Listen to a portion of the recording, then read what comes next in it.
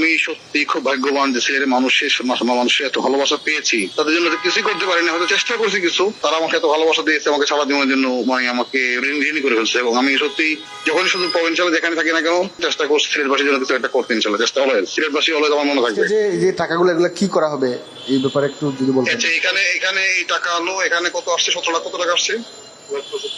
17,65,000 টাকা আসছে এখানে। আর অলঙ্কার পাওয়া গেছে একটা। আর আমি জেলা প্রশাসনের ফান্ড থেকে 5 লাখ টাকা দিয়েছি, চেক দিচ্ছি, 5 লাখ টাকা দিচ্ছি। আরো এর বাইরে জি এইটা জেলা প্রশাসক এবং ওয়ার্ক ফোর্স ইন্সপেক্টর অফ প্রশাসন যৌথ অ্যাকাউন্টে সোনালী ব্যাংকে রাখা হয়েছে। এটা এর পরবর্তী সময়ে এটা ধরেন সিদ্ধান্ত নিবে যে আসলে এটা এখানে আমরা চাইছিলাম যে আরো একজন মাদা কমিটিতে রাখার জন্য, কিন্তু তাদের সেই প্রশাসনে পাই নাই, সেজন্য হয় না। 3 জন অ্যাকাউন্ট চাইছিলাম। শেষ পর্যন্ত জেলা প্রশাসন ডিসি আর হচ্ছে আপনার ওয়ার্ক ফোর্স ইন্সপেক্টর প্রশাসনে যৌথ অ্যাকাউন্ট করা হয়েছে সোনালী ব্যাংকে, ওই অ্যাকাউন্টে রাখা হয়েছে এটা।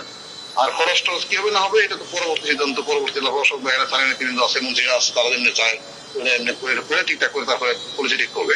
আমি সত্যি খুব ভাগ্যবান যে সিলেটের মানুষের এত ভালোবাসা পেয়েছি। এটা তো সত্যি এক জীবনে মনে করে দিয়েছি, আর কিছু লাগে না। আমি ভাগ্যবান পেয়েছি। আমি তো তাদের জন্য কিছুই করতে পারিনি, হয়তো চেষ্টা করছি কিছুই করতে পারিনি, কিন্তু তারা আমাকে এত ভালোবাসা দিয়েছে, আমাকে সারা জীবনের জন্য আমাকে ঋণী করে ফেলছে। এবং আমি সত্যি যখন শুধু প্রভিন্সিয়ালে যেখানে থাকি না কেন, চাকরিতে থাকি বা যেখানে থাকি না কেন চেষ্টা করছি সিলেটবাসীর জন্য কিছু একটা করতে। ইনশাল্লাহ চেষ্টা হলো, সিলেটবাসী হলে আমার মনে থাকবে।